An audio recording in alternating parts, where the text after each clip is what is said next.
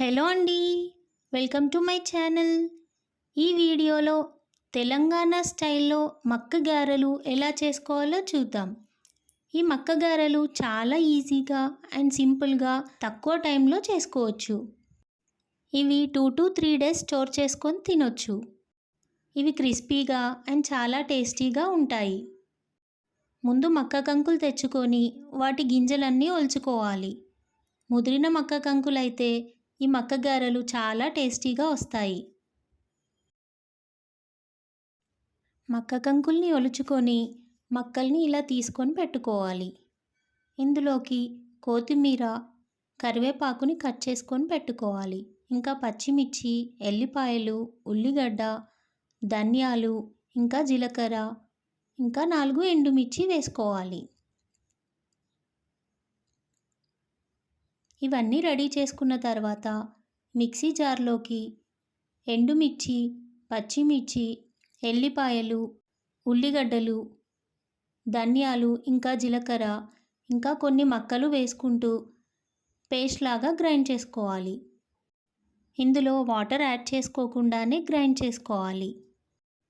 మక్కలు మరీ ముదురుగా ఉంటే ఒక 2 to 3 table spoon water add చేసుకొని గ్రైండ్ చేసుకోండి.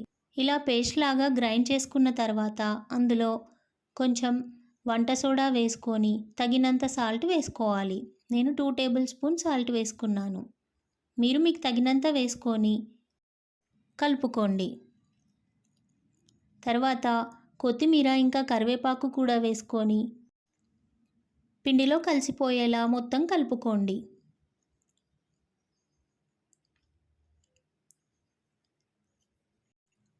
ముకుడు పెట్టుకొని అందులో నూనె వేసుకోండి.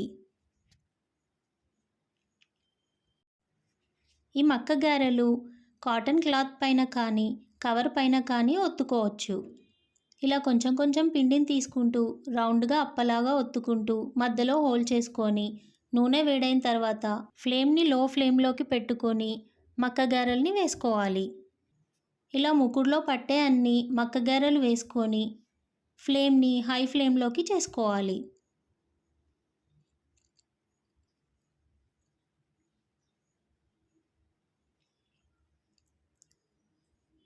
అన్నీ వేసుకున్న తర్వాత ఒకసారి అన్నీ మరలేసుకోవాలి. గోల్డెన్ బ్రౌన్ కలర్ వచ్చిన తర్వాత మళ్ళీ వాటిని రివర్స్ చేసుకొని మళ్ళీ ఒక 2 minutes ఫ్రై చేసుకోవాలి.